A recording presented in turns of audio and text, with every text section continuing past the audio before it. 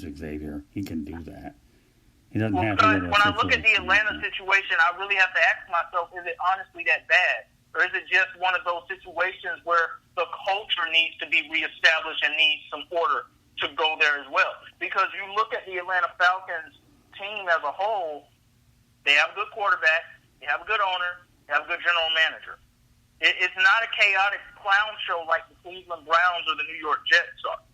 So I believe he would actually be able to go there and turn some things around rather quickly.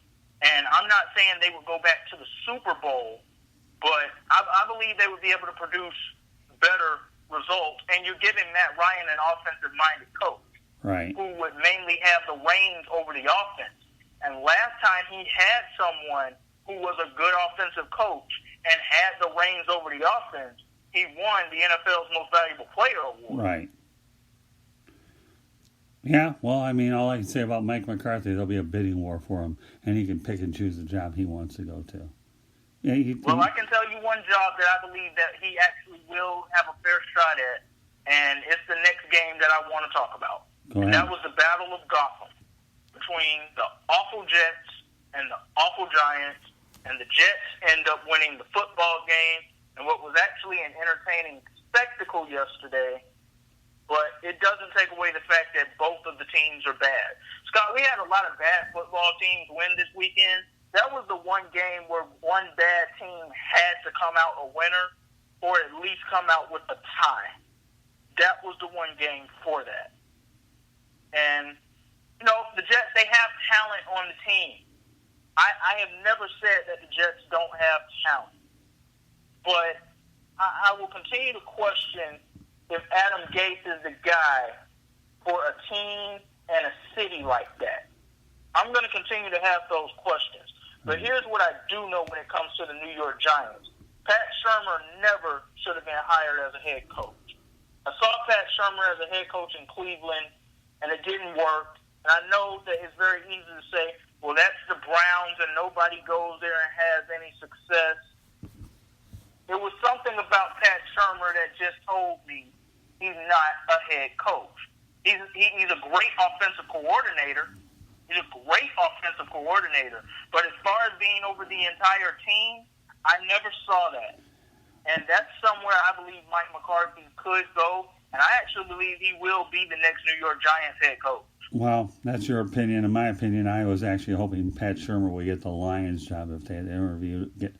And I think he would have done well with Matthew Stafford. But that's my opinion. I think Pat Shurmur could be a good coach in the right situation. I really do. The cupboard was starting to go bare with the Giants, and they were spiraling downhill. They had egos. Odell Beckham was a cancer and toxic, so I don't know. I think we disagree on that. I think Pat Shurmur can be a good coach under the right circumstances. And I always say that, right circumstances. I don't judge a coach just because of where he's having success, depending on certain aspects of it. You follow me? Yes. But And before we touch on some college football, we have to touch on the game that ended Week 10 for the Sunday coverage, and that would be Dallas and Minnesota. And, Scott, my biggest takeaway from that game is just quite simply this. This needs to be the final year for Jason Garrett as the head coach in Dallas, because clearly he is what's holding them back. Dak Prescott played great football yesterday. Ezekiel Elliott couldn't run the ball, but we know that the Minnesota Vikings have a phenomenal defense. Amari Cooper was spectacular yesterday, and at times the defense rose up to the occasion, and they made plays as well. But, you know, when is Coach Clapp finally going to get his pink slip? Because they started out the game awful. The Vikings go up 14-0 in the first quarter. Cowboys come back and tie it. Vikings go in with a 17-14 lead. They take a 20-14 lead. Cowboys go up 21-20. Vikings go up 28-20. Cowboys score a field goal. They're driving on the last plays of the game, which I don't believe anybody had any confidence that Dak Prescott was going to be the next Dallas Cowboys quarterback to pull off a Hail Mary like the guy who authored it, Roger Staubach. I never had any confidence in him doing that last night. But my biggest takeaway from yesterday was quite simply, in that game, Jerry, when are you going to pull the plug on this Jason Garrett experiment? right. Well, I don't know. He's a loyal man, and he has a guy that's a yes man. That's what it'll take. When he feels that yes man is what he thinks is good, then that's fine. But you're talking about an owner that had let Jimmy Johnson go, and of course Barry Switzer got a ring because of Johnson. And when he didn't have a yes man and Bill Parcells, he bolted. So go figure. He's Jerry's type of coach. Is all he is. Jerry's type of coach. And he's loyal to him. Now, obviously, he didn't extend his contract. We'll see what happens. I don't know. We still have a lot of football to go before I go ahead and wonder what the next Black Monday is going to look like. Well, Scott, before we jump onto the college football segment, here's all I'm going to say that was one of the biggest takeaways from that Dallas game to me. The Cowboys had a defensive back, I can't remember who it was at the time, who ends up being called for a pass interference penalty, and the camera shot pans over to Jason Garrett immediately just clapping. I mean, he's just clapping. I'm like, why are you clapping right now? Your player just got called for a penalty that gave the other team a fresh set of downs. Right. Why are you clapping right now? That is nothing to clap about. It's like, this is a part of the problem. This is a huge part of the problem. Well, okay. We'll see Black Monday if Jason Garrett's... I think a lot of it's going to depend on what they do in the playoffs. Right now, the main thing is get in. Remember, teams have won Super Bowls at 9-7. And if they go to the NFC Championship game, what are you going to do, Xavier? You're going to fire the guy? Really? Jerry Jones won't. Others might.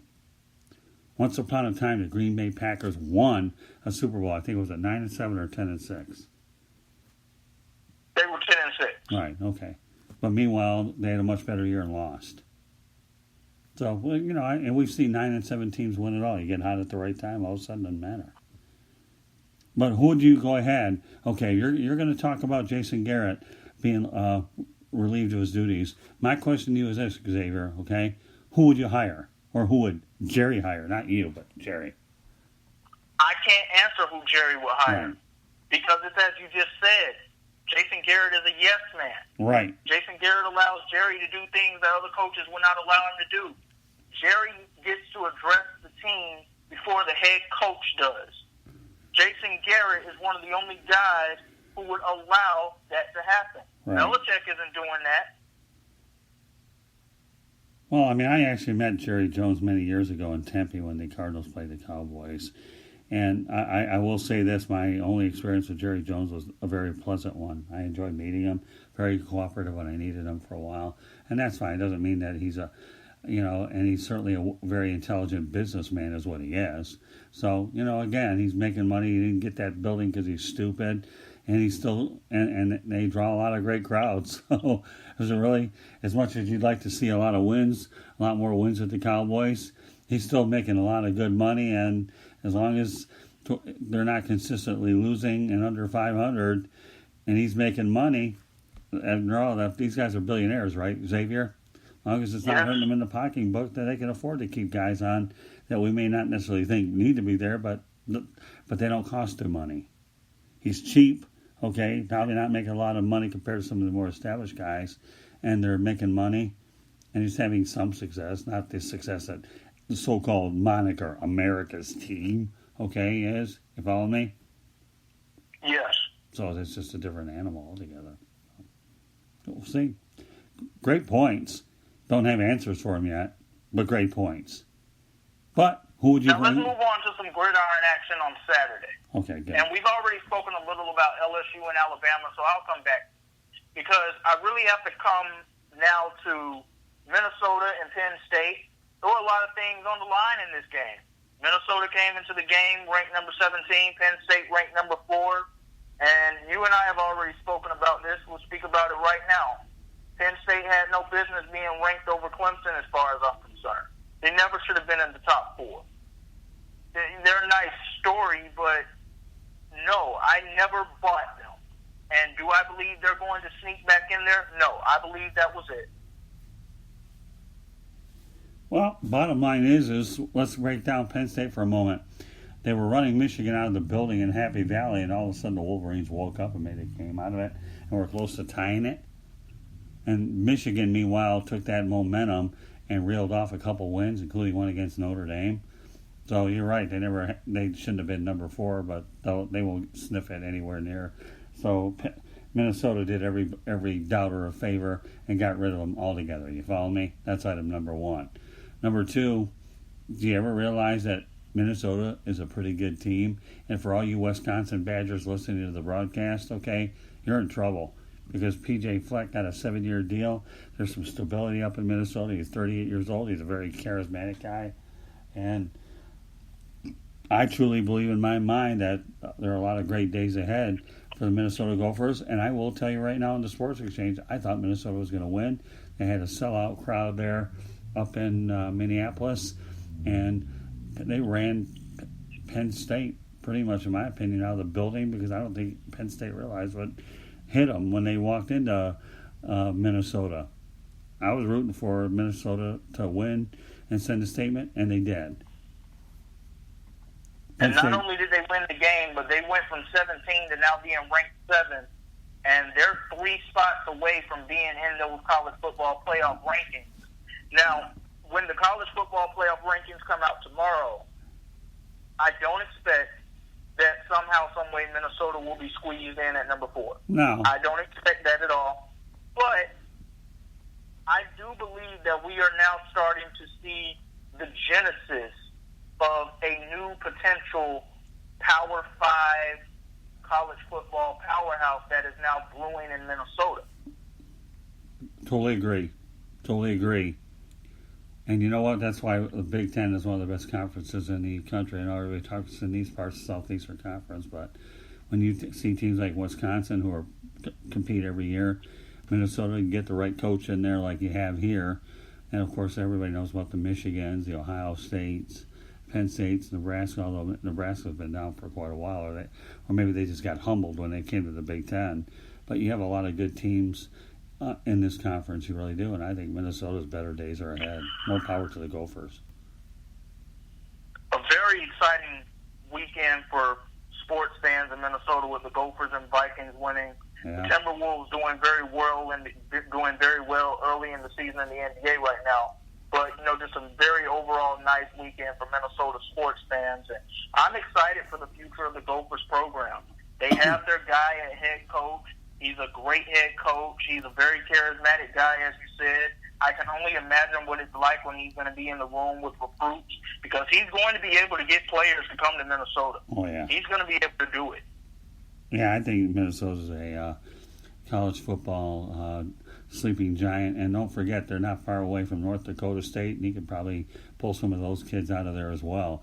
And don't forget the Minnesota Twins went ahead and made it to the postseason only to lose to the Yankees, or playoff nemesis. So they've got a lot of good things to look forward to up in Minnesota for sure. They're good people. Ever been to Minneapolis before? Yes, I have. Yeah, some of the nicest people you'll ever meet up in Minnesota. Really, really good down-to-earth people. They really are. Let's go on to the other game, if I may, LSU and Alabama. As I told you, I predicted the Minnesota upset. I also predicted LSU to win. And if Ed Orgeron isn't the most underrated coach in college football, then find me another one that you can come up with. There isn't one in my eyes that you can come up with. The only other guy who there was is the guy who we just talked about, and that's P.J. Fleck. And that's because many people didn't know how dynamic and how good he was, especially with him being at Minnesota and them being one of the bottom-feeding programs or middle of the pack at best in the Big Ten. So those are the two most underrated coaches in the game right now. But Ed Orgeron definitely takes the spot at number 1. Scott, he absolutely eats, sleeps, and breathes what LSU is about. I mean, can you find a better coach right now who is more fitting for the destination that he's at than Ed Orgeron? When I think about LSU, I think about Ed Orgeron. I mean, I know he hasn't won a championship there yet, but, Scott, I'm almost willing to go as far as saying that he identifies with more of what the LSU and the Southern mentality and the New Orleans and Louisiana lifestyle, Oh, yeah. from the culture to the